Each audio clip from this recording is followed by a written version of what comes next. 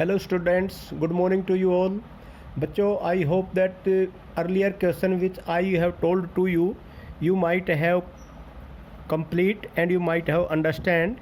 Today we will start our binomial distribution. Next exercise का पहला topic जो हमारा बनता है वो बनता है binomial distribution.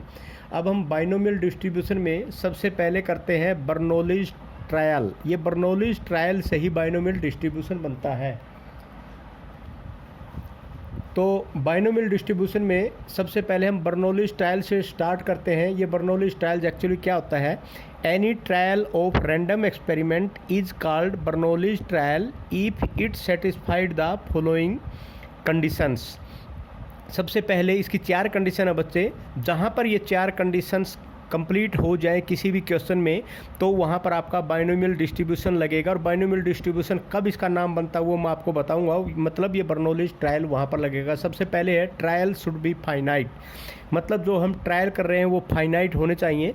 जैसे कि हम किसी कॉइन को टॉस करते हैं तो हम कितनी भी बार उसको कॉइन को टॉस कर लें, 8 बार 10 बार 20 बार कितनी, लेकिन वो फाइनाइट होने चाहिए. तो trial should be independent. Trial should be independent का मतलब क्या होता है बच्चे? जैसे कि हम कॉइन्स को ही लगा लो. कॉइन्स को जब हम टॉस करते हैं तो उससे क्या होता है कि या तो हेड आएगा या टेल आएगा. टेल आएगा तो वो हेड का भी इंडिपेंडेंट है और हेड आएगा तो वो टेल का इंडिपेंडेंट है. मतलब हेड आए या टेल आए इन दोनों का एक दूसरे के ऊपर कोई इफेक्ट नहीं पड़ता. तो उसे कहते हैं कि द इंडिपेंडेंट है ये. उसके बाद नेक्स्ट है there should be only 2 outcome for each trial. तो मतलब हर एक ट्रायल के लिए यहाँ पर 2 ही आउटकम होंगे. एक तो होगा आपका सक्सेस और एक होगा फेलियर. तो 2 ही ट्रायल्स हमने यहाँ पर लेने हैं. तो फोर्थ है probability of success in each trial is same. मतलब probability of success in each trial, चाहे कितने भी हम ट्रायल कर लें, प्रोबेबिलिटी जो सक्सेस की प्रोबेबिलिटी वो हर एक ट्रायल्स में सेम होएगी. जैसे प्रोबेबिलिटी ऑफ सक्सेस क्या होगी? P मान लिया. और प्रोबेबिलिटी ऑफ फेलियर हम मान लेते हैं P. ये तो अलग अलग है, हम जो भी माने हम मान लेते हैं. तो यहाँ पर 4 हो गए. नंबर 1 तो trial should be finite, trial should be independent, there should be only 2 outcome और प्रोबेबिलिटी जो सक्सेस हमारी ट्रायल है वो सेम होगी. अब बच्चे जैसे हमने 5 वाइट बॉल्स ले ली और 3 ब्लैक बॉल्स ले ली. तो टोटल यहाँ पर ट्रायल्स की मतलब टोटल बॉल्स कितनी होगी? 8. अब इसके अंदर अगर हम 8 बॉल्स हम कहें कि भाई मान लिया सबसे पहले इनमें जो 5 वाइट बॉल दे रखे और 3 ब्लैक बॉल दे रखे, इसके अंदर 2 चीज़ें आती हैं बच्चे. एक तो आती है रिप्लेसमेंट, एक होती है विदाउट रिप्लेसमेंट. रिप्लेसमेंट का मतलब क्या हुआ? हमने एक वाइट बॉल, हमने एक ड्रा किया, मतलब हमने एक बॉल निकाली, किसी बैग से एक बॉल निकाली, उससे एक वाइट बॉल निकल गई. फिर दूसरी बॉल निकालने से पहले हम क्या करेंगे? इस वाइट बॉल को वापस बैग के अंदर डाल देंगे. तो ये हो गया हमने रिप्लेसमेंट. और अगर हम रिप्लेसमेंट के बाद में अगर कोई भी हम निकालते हैं, मान लिया हमने प्रोबेबिलिटी 1 निकाली तो एक वाइट बॉल निकलने की प्रोबेबिलिटी क्या होगी? टोटल बॉल 8 है, 5 वाइट बॉल है तो ये 5/8 हो जाएगी. और उसके बाद मतलब फेलियर की क्या हो जाएगी? 3 या तीनों में से ब्लैक बॉल में से कोई भी एक आ जाए तो इसका मतलब वाइट बॉल तो आई नहीं, तो 3/8 हो जाएगी हमारी फेलियर की प्रोबेबिलिटी. अब अगर हम अगली बार फिर ड्रा करते हैं और हम एक बॉल निकालते हैं तो उसकी भी हम वाइट बॉल निकालने की हमारी प्रोबेबिलिटी क्या होगी? 5/8. और वाइट बॉल न आए उसकी प्रोबेबिलिटी क्या होगी? 3/8. तो हर बार 5/8 3/8 5/8 3/8 ऐसे आतेगी. और ये कब होता है? जब हम रिप्लेसमेंट कर देते हैं. अगर बच्चे हम रिप्लेसमेंट नहीं करते हैं तो पहली बार तो हमारी 5/8 और 3/8 आ जाएगी. लेकिन दूसरी बार क्या होगा? अगर हम रिप्लेसमेंट नहीं करेंगे तो हमारे 5 बॉल्स की तरह की जगह कितनी बॉल बच जाएंगी? 4. और 4 बॉल तो ये होगी 3 ये होगी, टोटल बॉल होगी 7. तो अगली जब हम ड्रा करेंगे वाइट बॉल के लिए, जब हम ड्रा करेंगे तो 4/7 हो जाएगा. और इसके लिए क्या हो जाएगा? 3/7. तो इसलिए रिप्लेसमेंट का और विदाउट रिप्लेसमेंट का ये फ़र्क पड़ता है. यहाँ पर जो अब हम करने जा रहे हैं बर्नौलीज ट्रायल में, इसमें हम सारे के सारे क्वेश्चन विद रिप्लेसमेंट ही करेंगे लगभग. तो सबसे पहले probability distribution of Bernoulli's trial. इस बर्नौलीज ट्रायल को हम बाइनोमियल डिस्ट्रीब्यूशन भी बोलते हैं. अब प्रोबेबिलिटी डिस्ट्रीब्यूशन बोल दिया ना, probability distribution of Bernoulli's trial. जो हम बर्नौलीज ट्रायल्स का प्रोबेबिलिटी डिस्ट्रीब्यूशन करते हैं इसे हम बाइनोमियल डिस्ट्रीब्यूशन भी बोलते हैं. क्यों बोलते हैं इसको मैं अभी आगे बताता हूँ. मान लिया यहाँ पर P = आपका सक्सेस हो गया और Q = आपका क्या होगा? 1 माइनस में P, मतलब ये आपका फेलियर हो गया. अब हम एक्सपेरिमेंट को मान लिया, let the experiment repeat 5 times then the probability of R success in N trial. N trial में आर सक्सेस क्या होगा, तो इसका एक फार्मूला होता है P X is equal to R N C R P R Q N minus में R. अब बच्चे जैसा कि आपको पता है मैंने जो लिखा है N C R P R Q N minus में आर, ये किसका फार्मूला होता है, ये होता है बाइनोमियल थ्योरम का। बाइनोमियल थ्योरम के जो कोफिशिएंट है बाइनोमियल थ्योरम का कोफिशिएंट है और ये बाइनोमियल थ्योरम। जैसे इसमें मैं अब एक चीज़ आपको बताता हूँ, यहाँ पर मान लिया अब हमारे पास यहाँ पर रैंडम वेरिएबल क्या है, ये रैंडम वेरिएबल मान लिया हमने ले लिए 5 ट्रायल हमने करने हैं, या जैसे 5 ट्रायल इसने लिए 5 टाइम्स लिया, तो 5 टाइम्स की बजाय हम या R टाइम्स ले लेते हैं। तो R टाइम्स में आपका क्या होगा, सबसे पहले 0 1 2 3 एंड R, ये आपके क्या हो गए, ये हो गए आपके रैंडम वेरिएबल। अब सबसे पहले इसके लिए हमारे रैंडम वेरिएबल में हम प्रोबेबिलिटी निकालते हैं, तो NC0 P0 Q n minus में 0, तो R क्या है आपका 0, तो NC0 P0 और Q n माइनस में 0। उसके बाद 1 है तो NC1 P1 Q n minus में 1, NC2 P square Q n minus में 2 और NC3 P3 Q n minus में 3 एंड सो ऑन। अब ये जो बच्चे हैं ना, ये जो मैंने आपको बताया NC0 P0 Q n minus 1, NC1 P1 Q n minus में 1, NC2 P square Q n minus में 2, इस सारी की सारी का सम आपको मैंने पहले भी बताया था, इस सारी का सम किसके बराबर होता है, इस सारी का सम किसके बराबर होता है, ये होता है 1 के बराबर। अब बच्चे यहाँ पर एक चीज़ मैं चलो आपको बताता हूँ, मान लिया आपके पास एक छोटी बात देखो, P प्लस में Q कर देता हूँ मैं, P प्लस Q और यहाँ पर लिख देता हूँ N, ये आपकी बाइनोमियल थ्योरम है। अगर हम इस बाइनोमियल थ्योरम को यहाँ से खोलते हैं तो देखो यहाँ पर क्या हो जाएगा आपका NC0 QN, हम क्या लिखते हैं QN प्लस में NC2, तो यहाँ पर क्या होता है आपका NC1 P और यहाँ पर क्या होता है QN माइनस में 1 प्लस में NC2 P square QN minus में, और ये आपका क्या हो जाएगा 2, तो एंड सो ऑन। अब ये बाइनोमियल थ्योरम के द्वारा जब इसको खोलते हैं तो ये देखो यहाँ पर क्या आ गया, ये आ गया, और यहाँ पर P की पावर क्या होती है 0 होती है। तो इस तरह इसको करते हैं, पूरे को अगर हम R टाइप इसको जनरलाइज करें तो ये होता है आपका NCR इज इक्वल टू, इसको आप लिख सकते हैं P raise to the power R और Q raise to the power N minus में R, सॉरी ये किसके बराबर होगा, पूरे के पूरे को अगर जनरलाइज करते हैं तो जनरलाइज करने के बाद ये आ जाएगा NCR into PR QN minus में R। अब ये पूरे के पूरे को, इस पूरे के पूरे को आपने जनरलाइज करते हैं और ये किसके बराबर है P plus Q raise to the power N। अब अच्छा एक चीज़ देखो यहाँ पर P प्लस में Q raise to the power N, चाहे इसकी पावर N हो चाहे इसकी पावर N प्लस में 1 हो, चाहे P प्लस में Q N की पावर N माइनस में 1 हो, ये P प्लस Q किसके बराबर होता है, P प्लस Q होता है 1 के बराबर, क्योंकि P क्या है सक्सेस है और Q क्या है फेलियर है। चाहे सक्सेस और फेलियर आप इसको कितना मान लो, लेकिन इसका सम हमेशा किसके बराबर होता है 1 के बराबर होता है। अब इसका मतलब ये हुआ कि ये जो पूरा का पूरा बच्चे, इस पूरे के पूरे का सम किसके बराबर होगा 1 के बराबर होगा। तो अगर हम इसको ऐसे लिख दें, जैसे मैंने यहाँ पर लिख दिया N is equal to 0 R is equal to 0 to N, और यहाँ पर मैं लिख देता हूँ NCR PR Q raise to the power N minus में R। ये जो चीज़ है ना, ये जो चीज़ आपने यहाँ पर ये की है, ये बच्चे इसको पूरे के पूरे को, इसका जो सम है ना, इस पूरे का सम यहाँ से लेके, इसका मतलब ये सम हो गया, तो ये पूरा का पूरा किसके बराबर होता है 1 के बराबर होता है। समझा ये बात आपको। अब यहाँ पर एक चीज़ और मैं आपको बता देता हूँ, इसके साथ साथ जनरलाइज वैसे मान लिया R इजिकल टू आपके पास 2 है और ये ले लिया मैंने R, तो यहाँ पर क्या हो जाएगा, मैंने ले NCR 2 से स्टार्ट किया तो यहाँ पर आपने ले लिया NCR, और यहाँ पर चाहे आप N माइनस में 2 और R माइनस में 2 कुछ भी आप ले ले, तो यहाँ पर PR माइनस में 2 मान लीजिए आपने ले लिया R माइनस 2 और Q N माइनस में 2 माइनस में R और प्लस में 2 हो जाएगा ये। तो अगर ये भी आप लेंगे ना तो इसका भी सम आपका किसके बराबर होगा, दैट इज इक्वल टू 1, क्योंकि ये पूरा का पूरा किसके बराबर होगा, ये हो जाएगा पूरा का पूरा P plus Q raise to the power N minus में 2 के बराबर होगा। तो और P प्लस Q किसके बराबर होता है, ये P प्लस Q 1 के बराबर होता है, तो इसका सम किसके बराबर होगा 1। तो ये फार्मूला आपने याद रखना है, इस फार्मूले का आपका यूज होगा आगे। ओके स्टूडेंट्स, अब यहाँ पर जो मैंने अभी आपके सामने करवा था कि भाई ये आपका क्या हो जाएंगे, this is your probability mass function, ये प्रोबेबिलिटी डिस्ट्रीब्यूशन हो गया। और मैंने पहले भी आपको बताया था इसका समेशन पूरे के पूरे का समेशन पी एक्स किसके बराबर होता है, 1 के बराबर होता है। इसका मतलब इसका और इसका सम किसके बराबर हो गया, 1 के बराबर हो गया। और ये किसके बराबर है, ये p plus Q raise to the power n के बराबर है। तो इसका मतलब ये होगा कि इस पूरे की जगह p plus Q raise to the power n लिख सकते हैं इसके सम के बराबर। ठीक है स्टूडेंट्स। और अब यहाँ पर देखो, अब हम करते हैं बच्चे यहाँ पर mean and variance of A binomial distribution. तो इसके लिए तो मैं आपको ये आपने ये आ गया जी।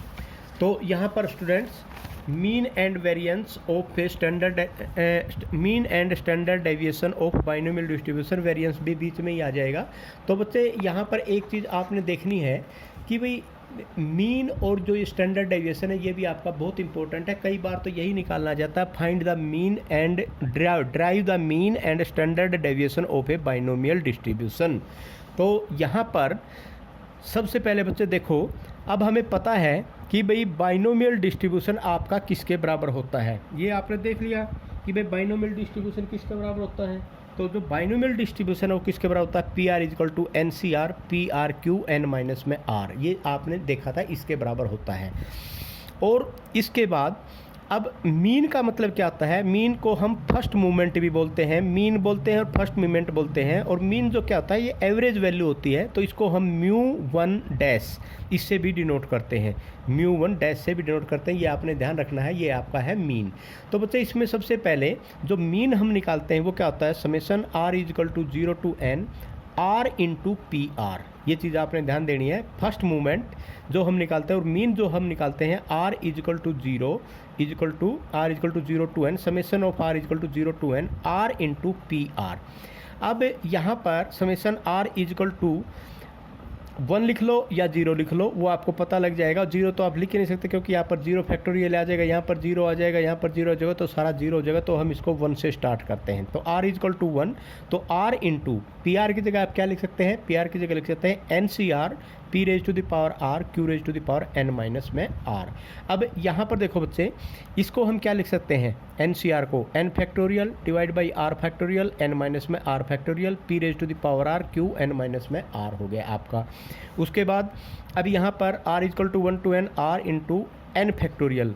अब हम जो हमारा ये नीचे r फैक्टोरियल है इसको हम क्या करते हैं, ताकि हमारा ये ऊपर वाला r कैंसिल हो जाए, इसको हम लिख लेते हैं r इंटू आर माइनस में 1 फैक्टोरियल n माइनस में r। और ये होगा r से r कैंसिल हो जाएगा, नीचे आपके पास क्या बच गया, r माइनस में 1 फैक्टोरियल। अब जब r माइनस 1 फैक्टोरियल हो जाता है बच्चे, हम पूरे के पूरे को ऊपर और नीचे इसको और इसको भी n माइनस 1 बना लेते हैं, इसको भी हम n माइनस 1 r माइनस 1 बना लेते हैं, इसको भी हम r माइनस 1 बना लेते हैं, इस n को भी n माइनस 1 बनाते हैं और इस r को भी r माइनस 1 बना लेते हैं।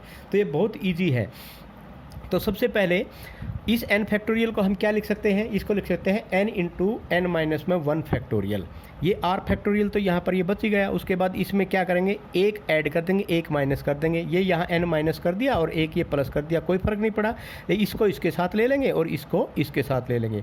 इसी प्रकार ऊपर p के साथ हम क्या करेंगे, r माइनस 1 कर देंगे, एक p से मल्टीप्लाई कर देंगे, कोई फ़र्क नहीं पड़ा। q में के भी क्या पावर में क्या करेंगे, एक माइनस कर देंगे, एक जोड़ देंगे, कोई फ़र्क नहीं पड़ेगा। तो अब बच्चे यहाँ पर देखो, एक ये n और एक ये p, दोनों यहाँ पर हम बाहर निकाल दिया n और p। तो यहाँ पर क्या हो जाएगा, r is equal to 1 to n minus में 1 डिवाइड बाई r माइनस में 1 फैक्टोरियल n माइनस 1 प्लस में r माइनस में 1 का फैक्टोरियल। ठीक है, p raise to the power r minus 1 Q N minus 1 minus r minus 1। अब इस पूरे के पूरे को हम क्या लिख सकते हैं, इसको हम लिख सकते हैं n minus 1 C R minus 1 p raise to the power r minus 1 Q N minus 1 minus r minus में 1। और ये पूरा का पूरा भी मैंने बताया था पीछे कि भाई इस पूरे के पूरे को हम क्या लिख सकते हैं, इसको लिख सकते हैं p plus Q raise to the power n minus 1। और p प्लस क्यू किसके बराबर होता है, 1 के, तो इसलिए एन पी इंटू में 1 इजकल टू एन पी। तो आपका जो फर्स्ट मूवमेंट हुआ है, जो फर्स्ट मूवमेंट आपने निकाला और मीन जो आपने निकाला mu 1 dash is equal to n p. तो स्टूडेंट्स अब आपने यहाँ पर ये चीज़ ध्यान रखनी है कि भाई mu 1 dash is equal to n p होता है और फर्स्ट मूवमेंट क्या होता है, एन पी होता है, और मीन किसके बराबर होता है, एन पी होता है। अब हम करते हैं सेकंड मूवमेंट। बच्चे सेकंड मूवमेंट भी आपका इसी प्रकार बहुत ईजी है।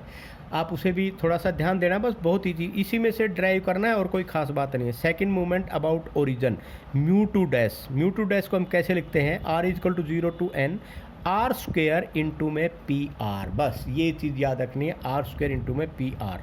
तो mu two dash is equal to summation r is equal to 0 to n r square, p r को क्या लिख सकते हैं, N C R P R Q N minus में आर। ठीक है स्टूडेंट, तो इसको अब हम आगे क्या करेंगे, इसमें जैसे कि आपने किया था r square, n C R को आपने क्या लिख दिया, एन सी आर को हम लिख देंगे यहाँ पर n factorial divide by are factorial और एन माइनस में आर फैक्टोरियल, फैक्टोरियल को हम ऐसे भी डिनोट करते हैं, तो p are Q N minus में आर हो गया। अब ये जो आर स्क्वेयर है ना, इस आर स्क्वेयर को हमने इस चीज़ में कन्वर्ट कर दिया, देखो यहाँ r square minus r plus में आर, कोई फर्क नहीं पड़ा, तो इसको हमने r into r minus 1 plus में आर में कन्वर्ट कर दिया। क्यों कर दिया वो आपको अभी आगे पता चल जाएगा। अब इसको क्या करेंगे, आगे ये ऐसे कैसा लिख दिया, उसके बाद इसको एक बार इसके साथ मल्टीप्लाई कर देंगे, एक बार इस पूरे को इसके साथ मल्टीप्लाई कर देंगे, तो यहाँ पर r इंटू आर माइनस में 1 factorial n p raise to the power r q N minus में r divide by r into r minus में 1 इंटू आर माइनस 2 फैक्टोरियल। अब जैसे यहाँ r माइनस में 2 आया तो मैंने डायरेक्ट ही कर दिया बच्चे, इसको भी आप क्या करो, इसको भी आप इसी में चेंज कर लो कि भाई n माइनस में 2 आ जाए और r माइनस में 2 आ जाए, तो यहाँ पर क्या होगा, इसके माइनस 2 कर दिया और माइनस r प्लस 2 कर दिया, तो n factorial p are Q N minus में r आपका ये हो गया। तो अब बच्चे यहाँ इसको एक बार इसके साथ मल्टीप्लाई कर दिया, इस पूरे को एक बार इसके साथ मल्टीप्लाई कर दिया, जब इसको इसके साथ मल्टीप्लाई करेंगे तो ये आ जाएगा आपका। ठीक है, तो यहाँ पर आप ये भी लिख देंगे पी आर और क्यू एन माइनस में आर। तो ये जो चीज़ है ना, अगर आपको ध्यान आया तो ये चीज़ क्या है, आपका फर्स्ट मूवमेंट है ये पूरा, इसकी जगह हम क्या लिख सकते हैं, एन पी लिख सकते हैं। अब इसमें देखो, इससे ये कैंसिल, इससे ये कैंसिल, यहाँ r माइनस 2 आ गया। अब हम ऊपर नीचे सभी के सभी को n minus 2 and r minus 2 में कन्वर्ट कर देंगे, तो इसको क्या लिख सकते हैं, n into n minus 1 n minus 2 factorial, और p स्क्वेयर यहाँ मल्टीप्लाई कर देंगे, यहाँ पर r माइनस 2 कर देंगे, इसी प्रकार यहाँ माइनस 2 कर दिया, प्लस 2 कर दिया, नीचे आपका ये था ही, तो इस पे प्लस एन पी हो गया। इस n इंटू एन माइनस 1 और p स्क्वेयर बाहर निकाल दिया आपने, n into n minus 1 square, और ये तो ऐसे कैसा ही लिख दिया इसमें, तो n इंटू एन माइनस में 1 और p स्क्वेयर आपने बाहर निकाल दिया, summation r is equal to 2, r is equal to अब 1 और 0 रखने की यहाँ पर कोई जरूरत नहीं, क्योंकि 1 रखोगे माइनस आ जाएगा। माइनस का आपको पता ही है कि भाई इसका फैक्टोरियल माइनस का फैक्टोरियल कुछ होता नहीं, तो इसलिए आपको ये 2 से ही स्टार्ट करना पड़ेगा, ये 2 से स्टार्ट करना पड़ेगा। तो r इजकल टू 2, यहाँ पर n into n minus 1 p square r is equal to 2 to n, तो अब यहाँ पर क्या हो जाएगा, factorial n minus 2 factorial r minus 2 n minus 2 minus r minus 2 p raise to the power r minus 2 q N minus 2 minus r plus 2 और plus में n p। अब ये जो चीज़ है ना सारी की सारी, ये किसके बराबर होगी, p प्लस क्यू के, p plus Q n minus 2 के बराबर होगी, प्लस में n p, और इसका क्या होगा, 1 के बराबर आ गया बच्चे ये। तो यहाँ पर अब देखो n into n minus 1 p square plus n p is equal to n p, इसमें क्या है, एन पी यहाँ से और एन पी यहाँ से कॉमन निकाल दिया, n p plus minus p plus q, तो ये 1 माइनस पी होगा, 1 माइनस पी किसके बराबर होता है, क्यू के बराबर होता है, तो ये हो जाएगा n p into n p plus में क्यू। इसकी जगह आपने क्या लिख दिया, इसकी जगह क्या लिख दिया, ये एक स्टेप वैसे ले लिया, इसकी जगह हमने क्या लिख दिया, एन पी प्लस क्यू, तो ये हो गया, तो n square p square plus में एन पी क्यू हो जाएगा आपका। तो ये जो चीज़ होगी n square p square plus, इसको बोलते हैं second movement mu two dash. ठीक है, अब उसके बाद अब बच्चे आपका जो स्टैंडर्ड डेविएशन किसके बराबर होता है, वेरिएंस का स्क्वायर रूट। तो इस वेरिएंस का इसका मतलब इसको क्या बोलते हैं, ई एक्स का स्क्वायर और माइनस में ई एक्स का होल स्क्वायर। तो ई एक्स का स्क्वायर किसके बराबर है, इसको बोलते हैं म्यू टू डैश माइनस में म्यू 1 डैश का स्क्वायर, और इस पूरे का क्या है, इस पूरे का है स्क्वायर रूट। ठीक है जी, तो अब यह म्यू टू डैश किसके बराबर है, n square p square plus में एन पी क्यू, और ये किसके बराबर था, एन पी का, और इसका स्क्वायर करोगे तो एन स्क्वायर पी स्क्वायर हो जाएगा। एन स्क्वायर पी स्क्वायर से कैंसिल, तो आपके पास क्या बच गया, एन पी क्यू का स्क्वायर रूट। तो इसका मतलब आपके पास आ गया जो स्टैंडर्ड डेविएशन है वो आपके पास क्या आ गया, square root of n p q. समझ में आ गया बच्चे। तो स्टैंडर्ड डेविएशन किसके बराबर आ गया, NPQ। तो ये चीज़ जो आपने मीन एंड स्टैंडर्ड डेविएशन जो बच्चे आपने निकाला है, ये मोस्ट इम्पोर्टेंट है, इसको आप कर लेना। ये एक एग्जाम में भी आ जाता है। अगर किसी को इसको समझने में कोई भी डिफ़िकल्टी आप महसूस करते हैं तो please don't feel to ask any query. उसके बाद नेक्स्ट है बच्चे आपका एक्सरसाइज और क्वेश्चन नंबर 1। सबसे पहले, a die is thrown 3 times, getting a number greater than 4 is considered a success. Find the probability of getting at least 2 success. बच्चे एक तो बात मैं आपको सबसे पहले ये बताना चाहूँगा कि भाई इन जो क्वेश्चन अब हम करने जा रहे हैं, ये क्वेश्चन हमने फर्स्ट एक्सरसाइज में भी कर लिए। अब देखो फर्स्ट एक्सरसाइज में हमारे पास ज़्यादा क्वेश्चन इसलिए बड़े क्वेश्चन नहीं थे, उनमें किसी में आपने 3 ट्रायल्स थे, किसी में 4 ट्रायल्स थे, मैक्सिमम 4 ट्रायल से ऊपर कुछ नहीं था। लेकिन अब हम करेंगे बाइनोमियल डिस्ट्रीब्यूशन। बाइनोमियल डिस्ट्रीब्यूशन में मान ले किसी में 10 ट्रायल करने आ गए, 20 ट्रायल करने आ गए, तो उन क्वेश्चनों का आप सैम्पल स्पेस तो नहीं बना सकते। तो फिर अगर सैम्पल स्पेस बनाने लग जाओगे तो पूरे 3 घंटे सैम्पल स्पेस में ही निकल जाएंगे। तो उसको सोल्व करने के लिए हमारे पास 2 मेथड हैं, एक बाइनोमियल डिस्ट्रीब्यूशन, एक पॉइजन डिस्ट्रीब्यूशन। और बाइनोमियल और पॉइजन डिस्ट्रीब्यूशन ये आपके डिस्क्रीट जो रैंडम वेरिएबल के लिए है, और उसके आगे आएगा एक नॉर्मल डिस्ट्रीब्यूशन। वो नॉर्मल डिस्ट्रीब्यूशन आपका कंटिन्यूस के लिए, वो हम बाद में करेंगे इसका डिस्कशन। तो अभी तो सिर्फ ये है कि आप अभी बाइनोमियल डिस्ट्रीब्यूशन जो आप कर रहे हैं, तो बाइनोमियल डिस्ट्रीब्यूशन में आपके 10, 20, 50 अगर इस तरह ट्रायल है तो ये आपने यूज़ करने हैं। अगर 100 या 100 से ज़्यादा के कोई ट्रायल दे रखे, मतलब हायर 1000, 1000, लाख तो ये दे रखे हैं, तो उस टाइम पे आप पॉइजन डिस्ट्रीब्यूशन का यूज़ करेंगे। तो बच्चे अब हम सबसे पहले बाइनोमियल डिस्ट्रीब्यूशन का यूज़ करते हैं। इसमें जो हमारी फर्स्ट एक्सरसाइज में हमने क्वेश्चन किए थे वही क्वेश्चन करेंगे, लेकिन यहाँ पर वो थोड़े से ईजी तरीके से हम निकालेंगे। हमने सैम्पल स्पेस बनाने की जरूरत नहीं है, सिर्फ फार्मूला यूज़ करेंगे बाइनोमियल डिस्ट्रीब्यूशन का।